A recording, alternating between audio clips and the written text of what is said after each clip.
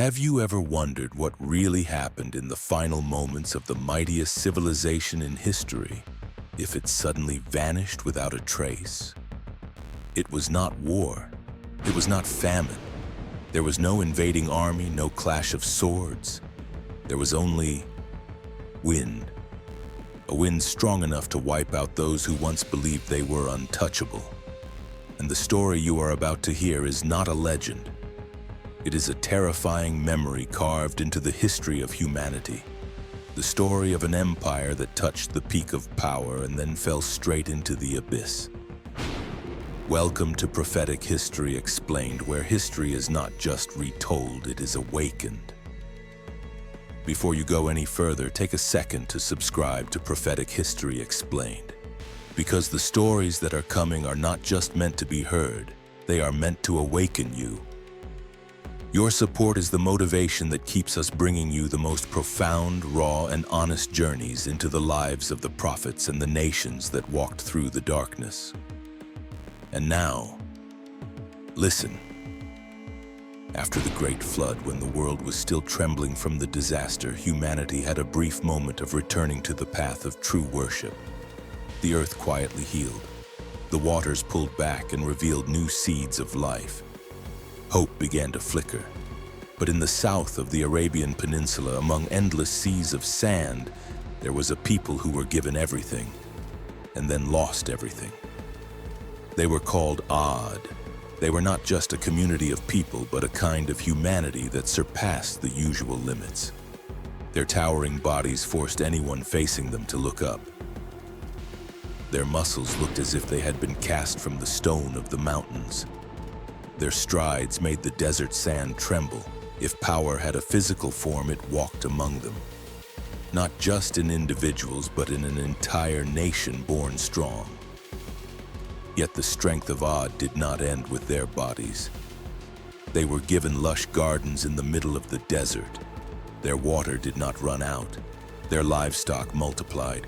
Their trade flourished. From dry sand, they built prosperity.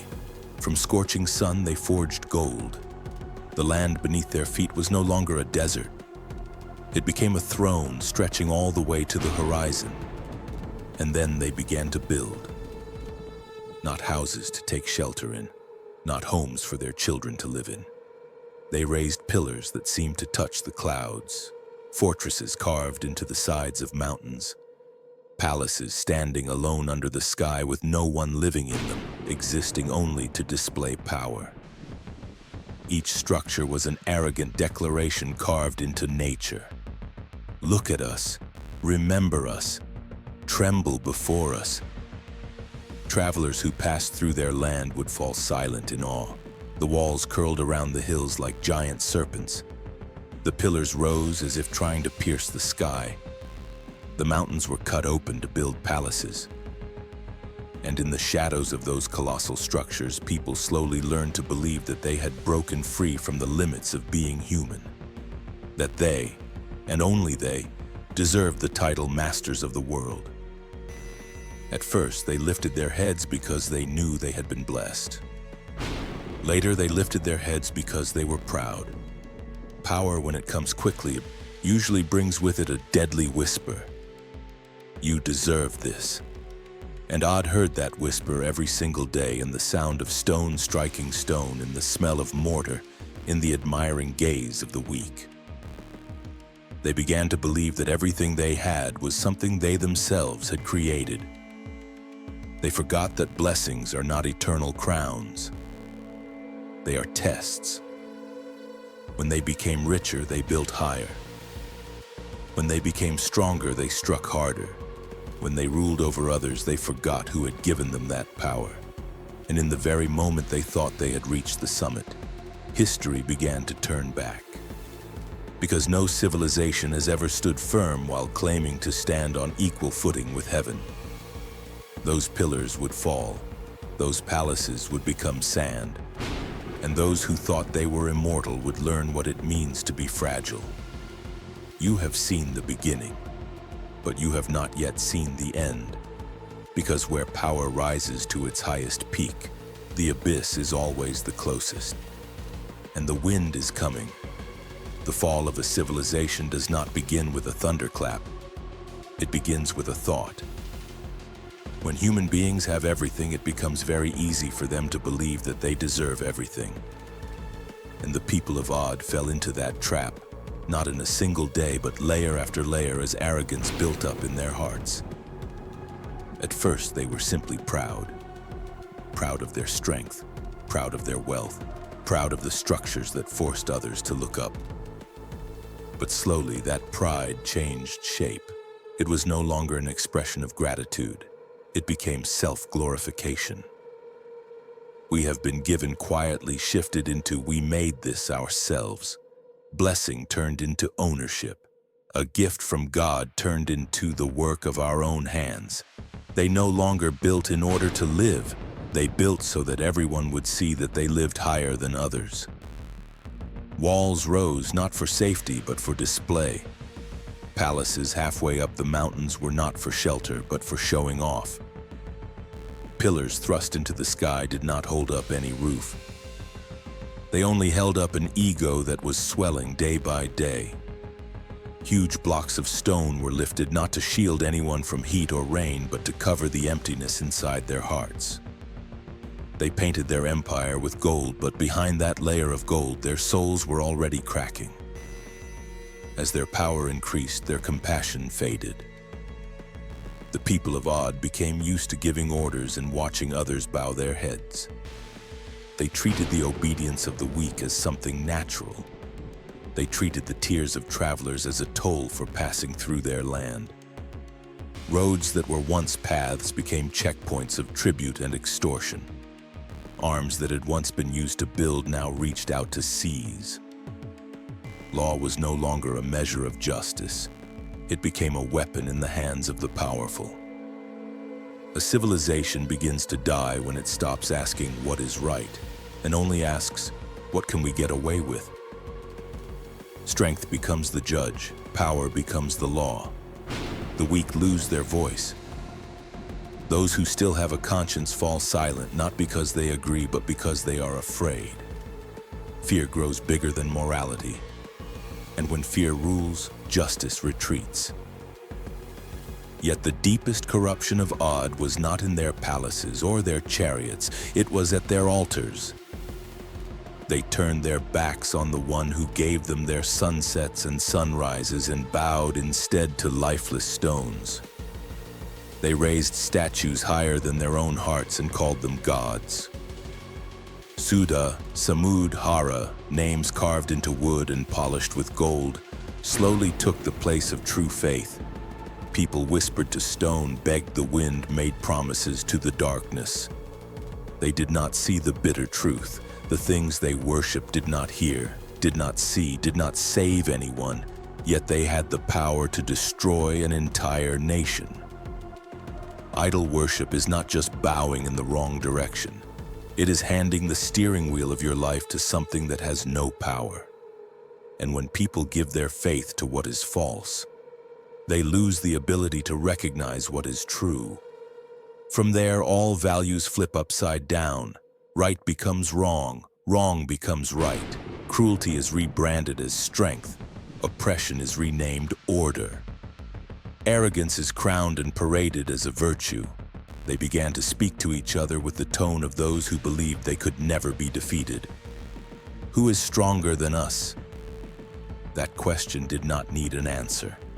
It was a declaration. They were convinced that no force could touch them, that no hand was big enough to pull them down. They confused the height of their walls with the safety of their souls. They confused the height of their pillars with the height of their morals. And they mistook the silence of heaven for the weakness of heaven. The death of Ad began at the moment they believed they had stepped beyond every rule. When a nation places itself above all limits, it places itself at the very center of destiny's storm. Because in this world, no power lies outside of justice, and no empire is exempt from consequence. At their lavish banquets, gratitude was no longer mentioned. In their glittering halls, humility was no longer spoken of. Stories of virtue were pushed aside for songs praising power. History was rewritten to glorify the rulers, and the rulers became the only measure of truth. A civilization does not collapse when its walls crack. It collapses when its heart does. When the foundations of morality crumble, no matter how tall the architecture is, it is nothing more than a castle made of sand. And in the moment when Ad believed they had become masters of the world, they had already lost the basic right to be truly human.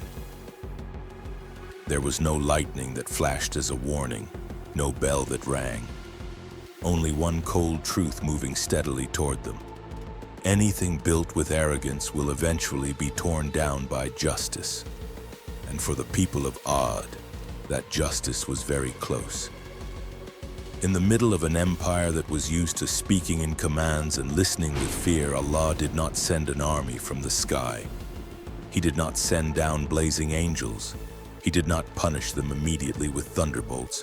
Instead, he sent them a human being, someone who looked like them, walked on the same ground, ate the same food, and endured the same sun. But inside his chest was a heart that had never bowed to power. His name was Hud. He had no throne, no soldiers, no gold to buy words. The only thing he carried with him when he walked into the fortresses of Ad was the truth. And the truth is often what terrifies people of power the most. He stood among those towering pillars between the stone walls that had been built not to live in, but to show off. And he spoke, not with a scream, but with the calm of someone who knew he was not speaking to impress the world, but to wake up their conscience. Hud spoke about Allah, the one who had created their powerful bodies, given them springs in the middle of sand, raised the sky above them and laid the earth beneath their feet. He reminded them that what they were so proud of was not achievement, it was blessing. And that blessing would remain only as long as they were grateful for it. He did not come to steal their throne. He did not come to overthrow their rule. He did not threaten with swords. He did not tempt with gold. He came to remind them that strength is not proof that you are right. My people, he said, turn back. Recognize the one who has given you everything. Ask for forgiveness. The sky will pour down rain. Your strength will not be taken away from you, it will be increased. He did not preach doom, he preached opportunity, but to those standing at the peak of power, opportunity feels like humiliation. Their pride was pierced.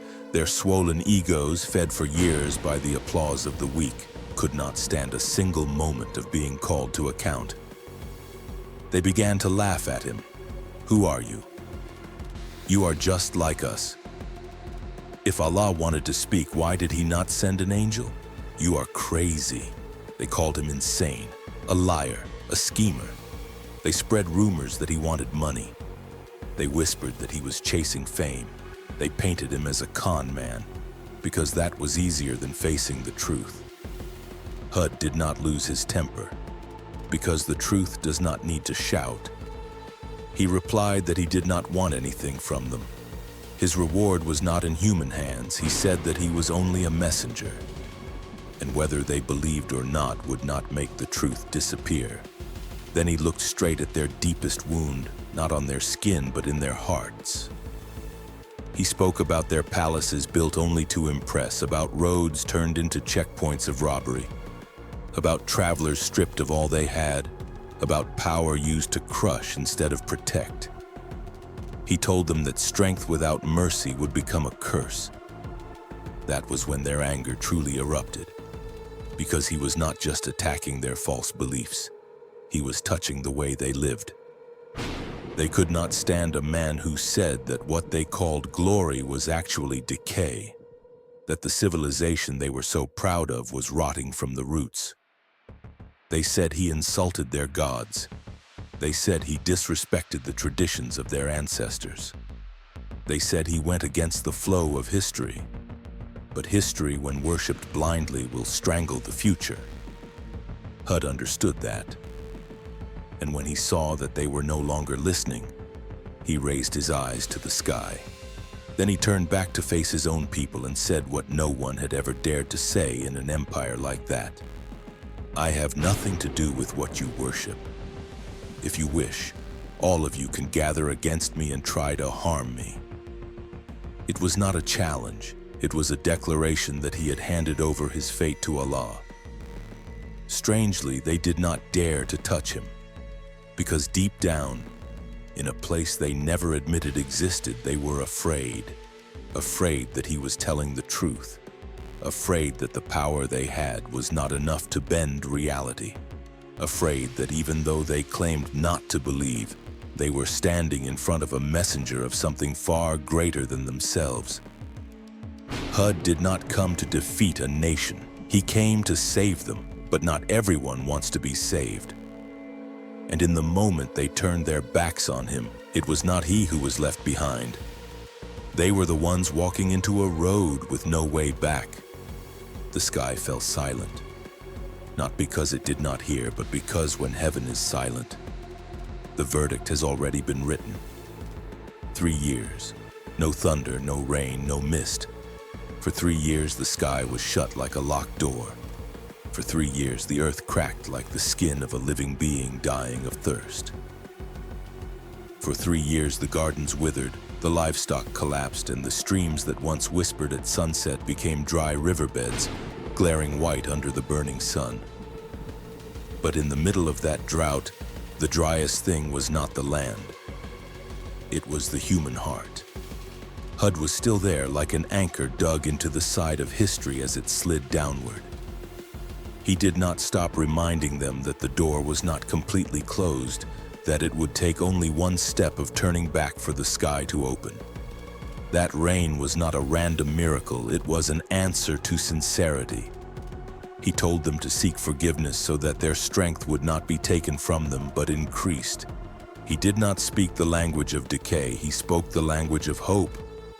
But to people who had grown used to living on arrogance, hope sounded like an insult. They did not want to be saved. They wanted to be celebrated. They looked at their scorched fields and said, "This is Hud's fault." They looked at their starving animals and said, "Our gods are angry."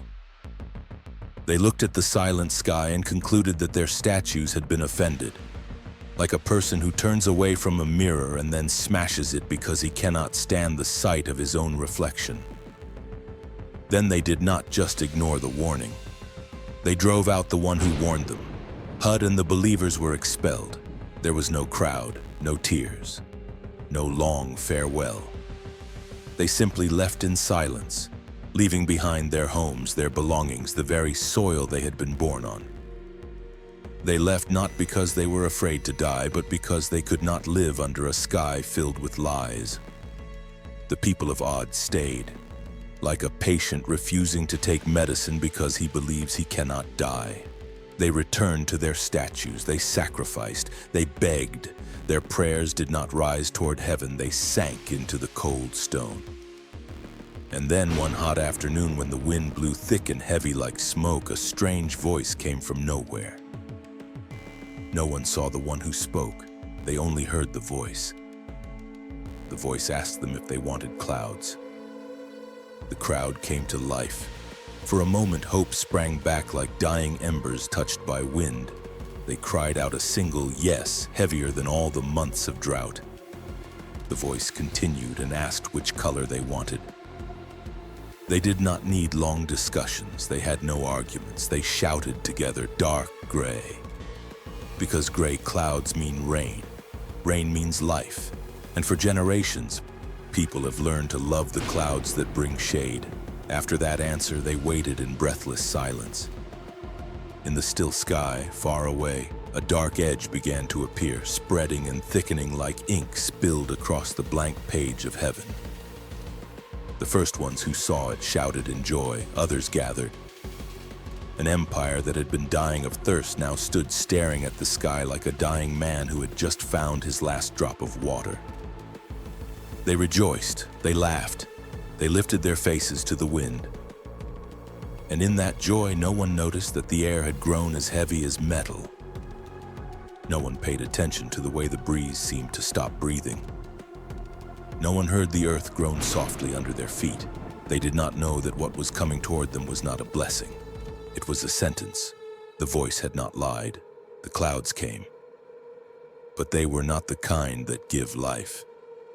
They were clouds stuffed full of every insult, every tear trampled underfoot, every year of arrogance piled high against the sky. While they were celebrating, they did not understand one thing. Clouds are never good or bad by themselves. They simply carry out what has already been decided. For the humble, clouds are water. For the arrogant, clouds are an invisible blade.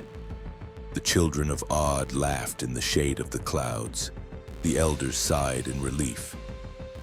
The mighty warriors lifted their chins, convinced that even if a storm came, they were strong enough to withstand it. They did not know that heaven does not need swords. It does not need spears. It does not need armies. Heaven only needs wind. And in the very moment they believed they had won, destiny stepped through the door. The first wind did not arrive like a raging storm. It arrived like a whisper. But what whispered that day would soon roar a whole empire into nothingness. And Od, in their late celebration, had unknowingly called their own ending by name. The wind did not arrive like a storm. It arrived like a full stop. There was no flash of lightning to announce it, no drums of war. Only a strange tightening in the air, as if the sky were drawing in its chest before exhaling one final breath of judgment.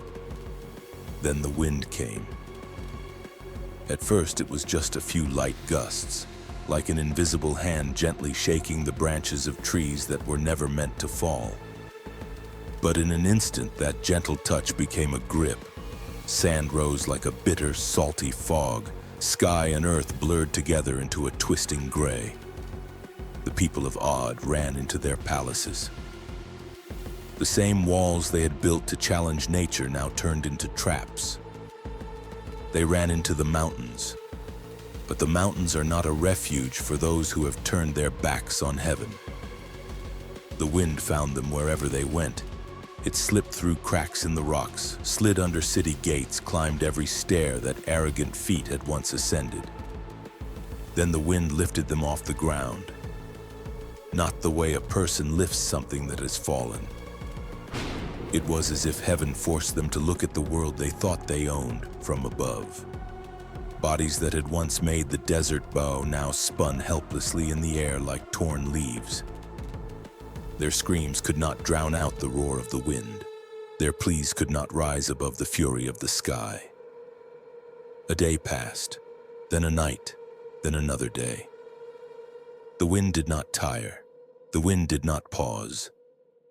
The wind did not change its mind. Palaces crumbled like ripped paper. Pillars that had stood tall for years were torn away like dry branches. Stone towers that once stabbed the sky rolled down like broken toys. 7 nights, 8 days. Every whirl of the wind was a warning delivered too late. Every falling body was an answer to the question, who is stronger than us? Every shattered fragment was a verdict. By the time the wind let them fall back to earth, none of them were who they had once been. There were no kings. No warriors, no rulers, only broken bodies, limbs twisted and torn. Lifeless forms scattered like uprooted trees left exposed to the sun. The desert, once thirsty, had a feast on the ashes of power. When the wind finally grew quiet, the world fell utterly still. No footsteps, no hammer striking stone.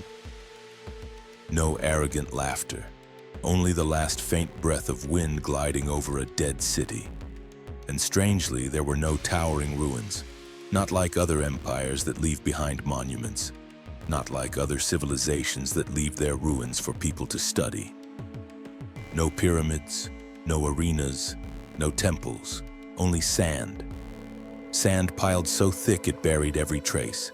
Sand to cover history, sand to erase their name, sand to remind us that there are nations that are not meant to leave anything behind except a lesson. Allah asked, Is there anyone left? No answer, no footprints, only the wind brushing over the dunes of Ahqaf like a whisper from history to those who would come later.